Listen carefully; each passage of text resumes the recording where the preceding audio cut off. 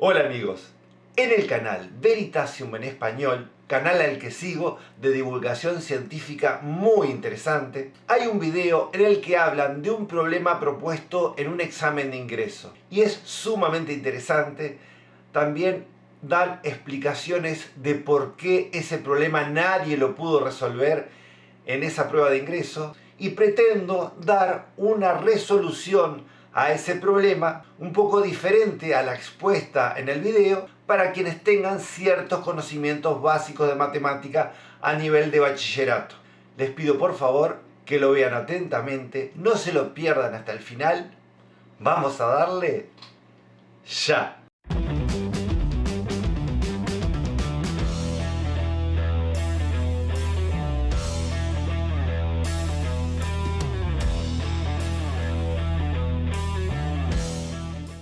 Bien, y aquí está el canal, vamos a reproducir el video. En 1982 hubo una pregunta del SAT que todos los estudiantes tuvieron mal. Es la siguiente. En la figura de arriba, el radio del círculo A es 1/3 del radio del círculo B. Partiendo de la posición mostrada en la figura, el círculo A gira alrededor del círculo B. Al final de cuántas revoluciones del círculo A, el centro del círculo llegará primero a su punto inicial. ¿Es A, 3 medios? ¿B, 3? ¿C, 6? ¿D, 9 medios? ¿O E, 9? Las preguntas del SAT están diseñadas para ser rápidas. Los estudiantes tienen 30 minutos para resolver 25 problemas, es decir, aproximadamente 1 minuto cada uno. Así que pausa el video e intenta resolverlo. Bien, estaba mal propuesto porque ninguna de las opciones era la correcta. Y la que parecía obvia era la segunda respuesta, en la que la respuesta era 3. Que está hablando, dijo que él había supuesto inicialmente que esa era la respuesta correcta porque es muy tramposo, hace parecer que realmente sea y van a ver por qué. Bien, aquí tenemos un modelo en cartón donde el círculo grande tiene radio 3 veces el círculo chico. En pocas palabras, el perímetro del círculo chico entra 3 veces en el perímetro del círculo grande. Vamos a comprobar exactamente esto. Para eso tenemos como referencia este punto T, que lo hacemos hacer contacto en el extremo del diámetro, en el extremo izquierdo del diámetro rojo, y lo empezamos a hacer dar vueltas haciéndolo rodar hasta que T quede de vuelta en contacto con el círculo, acá. Vamos a hacer una marca ahí y ahí indicamos que recorrió un perímetro del círculo chico.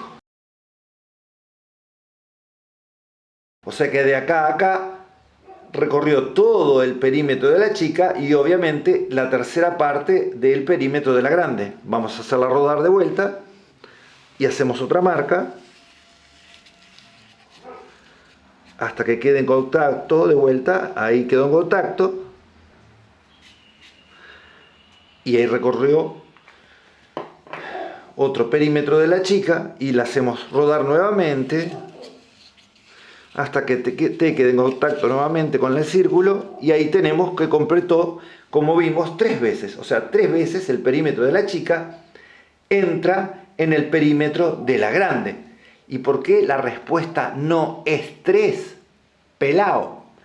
Porque lo que pregunta es no cuántas veces entra el perímetro de la chica en el perímetro de la grande. Dice cuántas revoluciones da. Y ahora vamos a observar lo de las revoluciones. Para eso observemos que una revolución es cuando gira el círculo chico completamente 360 grados. O sea, cuando la flecha esta que está acá en su centro, que es vertical hacia arriba, al girar queda de vuelta vertical hacia arriba. Eso es una revolución completa. Bueno, vamos a ver.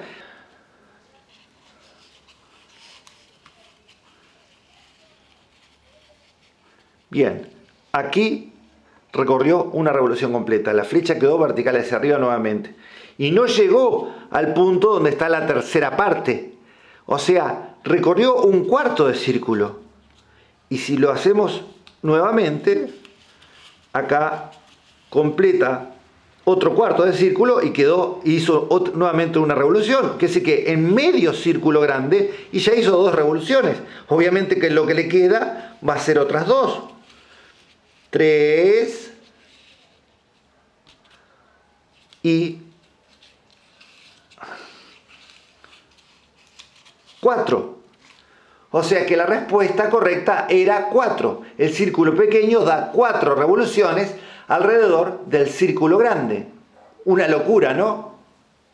Bien, y para poder entender clarito qué es lo que vamos a hacer, vamos a empezar por casos más sencillos que una circunferencia rodeando una circunferencia. Vamos a empezar con el caso de una circunferencia rodeando un punto. Acá en esta figura que ya tengo en pantalla tenemos un círculo rojo con un diámetro horizontal y una flecha para arriba. Bien, esa sería la posición inicial. Vamos a hacer girar a ese círculo manteniendo obviamente sus dimensiones, pasando por este punto que está en negro, o sea, no separándose de ese punto, y vamos a hacer girar esta figura en sentido horario. Observemos que luego de girar 90 grados pasa a la posición que está en verde, gira otros 90 grados y pasa a la posición que está en celeste, gira otros 90 grados y pasa a la posición que está en violeta, y gira otros 90 grados y llegamos de vuelta a la posición original.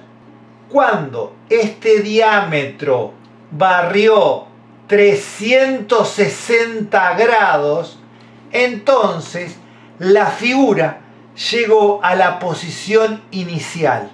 Tengamos bien presente ese ángulo, 360 grados.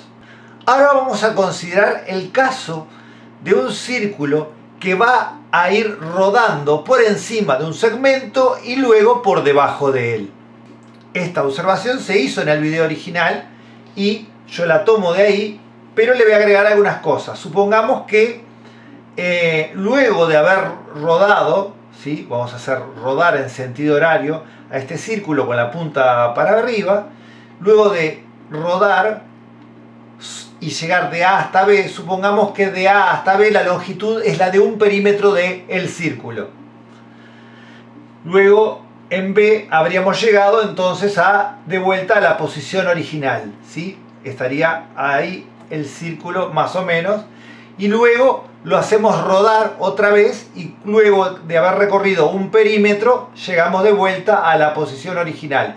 Y así sucesivamente, un perímetro más un perímetro, supongamos que entra un número entero de perímetros, ¿tá? Que no sobra ningún pedacito. Y llegamos a la posición que está en el extremo n, esta posición. ¿Qué es lo que sucede? Hasta ahí el círculo se desplazaba rodando sobre el segmento. Y si observamos el lugar geométrico del centro de ese círculo, va a ser una recta horizontal, porque la distancia del centro a la recta a la cual es tangente es constante, que es el radio. Bien, eso que dibujé en verde sería el lugar geométrico del centro. Cuando llegamos a este punto, observamos que acá se forma un rectángulo, ¿sí? Entre los dos radios de las posiciones extremas y el segmento original en negro y el lugar geométrico de los centros horizontal que está en verde. Y cuando llegamos al extremo n, acá este círculo rojo va a girar en sentido horario de una manera similar a lo que lo hicimos girar acá, en la figura donde el círculo giraba sobre un punto. Vamos entonces a ver cómo sería una cosa así, más o menos, ¿eh? Ahí estaría girando, manteniendo la posición, pasando por n, hasta quedar acá abajo, ¿sí? Con la flecha para abajo. Bien, ahí el centro describió una trayectoria de un semicírculo. Observen, hizo esta trayectoria al centro, un semicírculo. Cuando llegó a la posición en n, luego empieza a rodar por debajo del segmento, avanzando ahora hacia la izquierda y describiendo en su centro un lugar geométrico similar al de la primera parte, o sea, una horizontal, hasta alcanzar la posición del punto A. Ahí es donde va a llegar nuevamente, recorriendo un número finito, recorriendo cierta cantidad de perímetros sobre la horizontal, y luego en A, al igual que hoy, el círculo, más o menos, haría una cosa así, ¿sí? Su lugar geométrico, su centro, describiría un lugar geométrico que es otra vez medio círculo, un semicírculo. Entonces observemos que entre este radio extremo y este otro radio, el ángulo del centro acá sería 180 grados. ¿Sí? Es un semicírculo. Y del otro lado, entre los dos radios extremos, también serían otros 180 grados. ¡Caramba!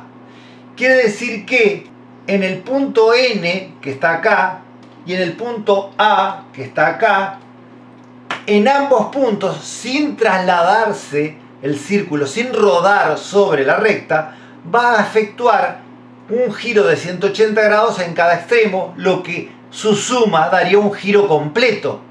Quiere decir que si le llamamos K al número de perímetros recorridos arriba y abajo del segmento, entonces el número de revoluciones sería K más 1, o sea, K por la cantidad de perímetros que recorrió en ir recorriendo por la parte de arriba y en ir recorriendo por la parte de abajo. Y el más 1 es de esa revolución extra que incurrió en los extremos del segmento al barrer dos ángulos de 180 grados.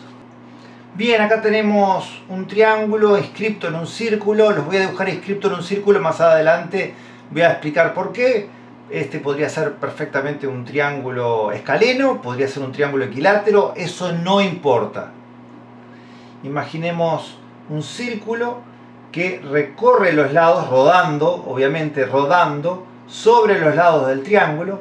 Y mientras se mantiene tangente a uno de los segmentos del lado del triángulo, su centro recorre un lugar geométrico que es una paralela a ese lado del triángulo, formando entre el lado y dicho lugar geométrico un rectángulo. ¿Por qué? Porque todo círculo que es tangente, o toda circunferencia que es tangente a una recta, ¿sí? Tiene su radio perpendicular a dicha recta a la cual es tangente. Así que el lugar geométrico del centro de este círculo va a ser una cosa así. Y vamos a cerrar el rectángulo. Rectángulo similar al que vimos en el segmento de hoy, ¿sí? O sea, tenemos acá el lugar geométrico del centro y que va a medir lo mismo que el lado del triángulo, obviamente, y va a formar con ese lado un rectángulo. Bien, acá en este punto, en el vértice de arriba del triángulo que tenemos dibujado, el círculo no le queda otra más que desplazarse girando en ese punto hasta la posición de la perpendicular sobre el lado siguiente, y su centro va a describir un arco de circunferencia, ¿sí? Va a ser una cosa así, y cuando llega a la perpendicular, ahí empieza a rodar sobre el siguiente lado del triángulo, y su centro va a describir otra vez un lugar geométrico que es una paralela.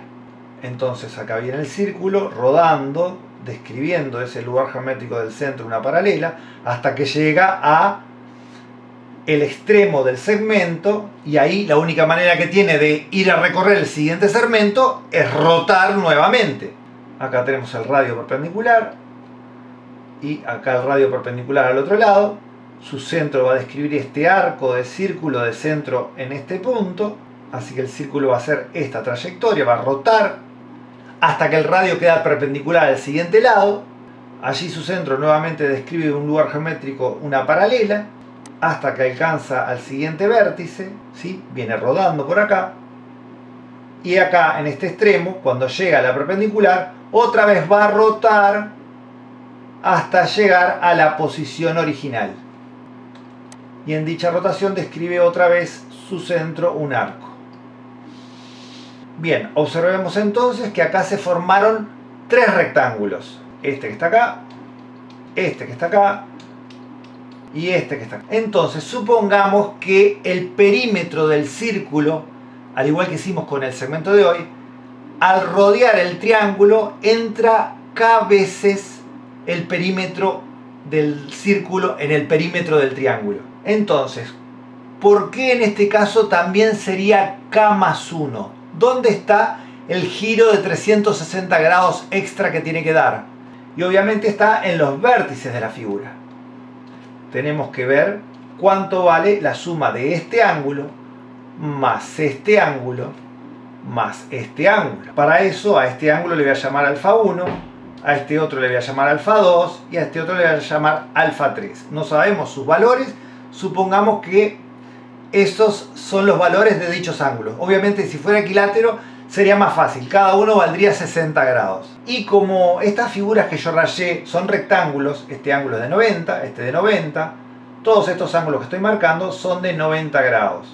Si yo quiero hallar este ángulo que le voy a llamar beta 1, y este otro ángulo que le voy a llamar beta 2, y este otro ángulo beta 3, que los marqué aquí, entonces es muy sencillo ver lo siguiente, que beta 1 más alfa 1 más 90 más 90, que son los 4 ángulos que aparecen en cada vértice, suman 360 grados, porque es un círculo completo. Si estos dos los sumo, da 180 y los paso restando, queda que beta 1 más alfa 1 es igual a 360 menos 180, que es 180. Y si despejo beta 1 pasando alfa 1 restando, queda que beta 1 es igual a 180 menos alfa 1. ¿Qué tal? Y eso va a ser exactamente lo mismo para beta 2, pasar 180 menos alfa 2, y lo mismo para beta 3, 180 menos alfa 3. Ahora me interesa saber cuánto vale la suma de los betas. Beta 1 más beta 2 más beta 3. ¿Cuánto vale? Bueno, si beta 1 es lo mismo que 180 menos alfa 1 y beta 2 es lo mismo que 180 menos alfa 2 y beta 3 es lo mismo que 180 menos alfa 3, sumo 180 más 180 más 180 y da 540, y saco el signo de menos de factor común de los alfa 1, alfa 2 y alfa 3, o sea, pongo menos alfa 1 más alfa 2 más alfa 3, y yo sé que alfa 1, alfa 2 y alfa 3 suman 180 grados porque son la suma de los tres ángulos internos de un triángulo. Es una propiedad que cumple todo triángulo. Así que es 540 menos 180 nos da la cifra 360. O sea, un giro completo. Ah, quiere decir que ese giro extra, ese K más 1, el más 1 del K más 1, se genera de este 360 grados. Así que si el número de revoluciones entonces va a ser la cantidad de perímetros que recorre, la cantidad de veces que entra el perímetro del círculo sobre el triángulo, suponiendo que entra un número entero de veces, sería K, la cantidad de perímetros, más ese 1 extra por el giro que ocurre de la suma de los tres giros en cada uno de los vértices. Y la pregunta es, ¿de qué me sirve el triángulo pelado? Y yo les digo, esto se puede generalizar para cualquier figura. Siempre va a ser K más 1. Va a pasar lo mismo en el cuadrilátero. Pero vamos a suponer que tenemos un polígono inscripto de n lados. Otro lado. Y así sucesivamente. Bueno, me quedo medio chueco. No importa. La cuestión es que se entienda que la cantidad de lados no la conocemos. Es n. Vamos a llamarle A, B, C a estos tres primeros vértices consecutivos de esa figura inscripta en el círculo. Y vamos a llamarle alfa 1 a este ángulo.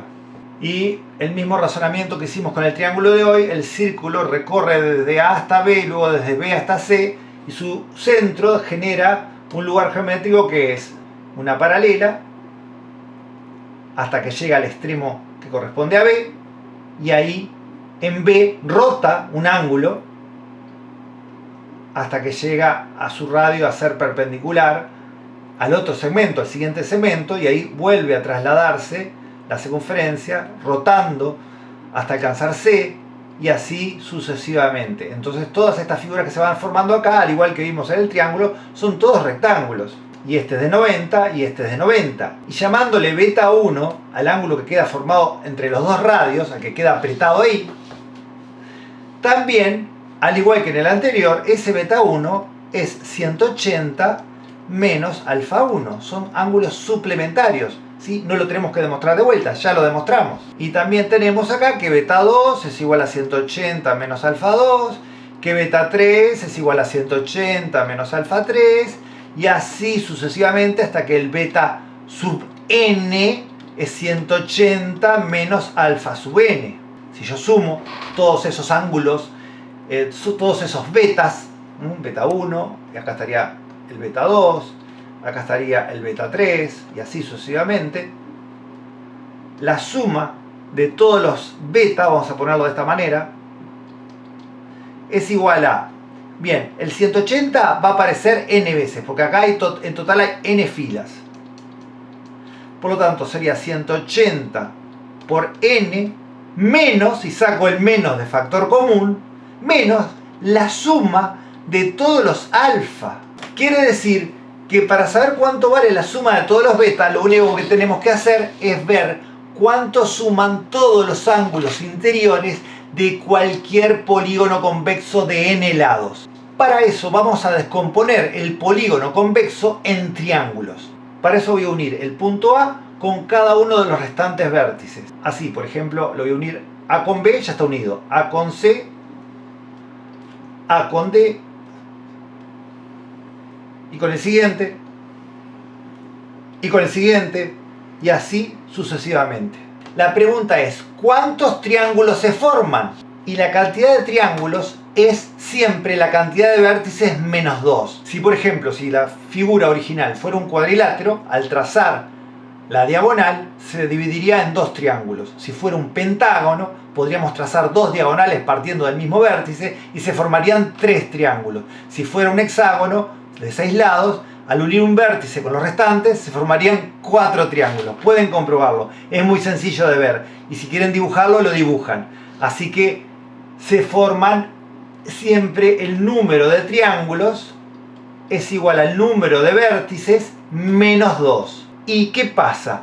La suma de todos los ángulos interiores del polígono es igual a la suma de todos los ángulos interiores de cada uno de esos triángulos sumados todos entre sí. Pero como cada triángulo, no importa qué forma tenga, sus ángulos suman 180 grados, entonces la suma de todos los ángulos interiores del polígono va a ser 180 por la cantidad de triángulos, o sea 180 por n menos 2. ¿Vamos entendiendo? Ahora simplemente para sumar todos los betas hacemos 180n, que es lo que está acá, menos, y reemplazo esta sumatoria por su valor. Y hago la distributiva, 180 por n, 180n, y 180 por 2, 360. Pero como tiene un menos afuera de la expresión, menos por menos es más, quedan más 360. Y los 180n, como uno está sumando y el otro está restando, se van. Quiere decir que la suma de todos los betas exteriores, todos esos betas que se forman acá, siempre da 360 grados. O sea que ahí tenemos que, si el círculo al recorrer el perímetro del polígono, el perímetro del círculo entra k veces en dicho perímetro, ¿sí? La cantidad de giros completos van a ser k más 1, ya que ese giro extra es el de la suma de todos los ángulos que se forman entre los radios de dos de esos círculos que se juntan en el vértice. Ahora, ¿qué pasa? ¿Por qué también va a ser k más 1 en un círculo? Y bueno, la cuestión es que es muy sencilla. Un círculo se podría considerar como un polígono de infinita cantidad de lados. Y como esto se demostró para n lados, entonces podemos asumir que la suma de todos esos ángulos exteriores, a medida que n va tendiendo a infinito, la suma va tendiendo siempre a 360 grados. Así que al rodear un círculo a otro círculo y al entrar k veces el perímetro de uno en el perímetro del otro, la cantidad de revoluciones va a ser k más 1.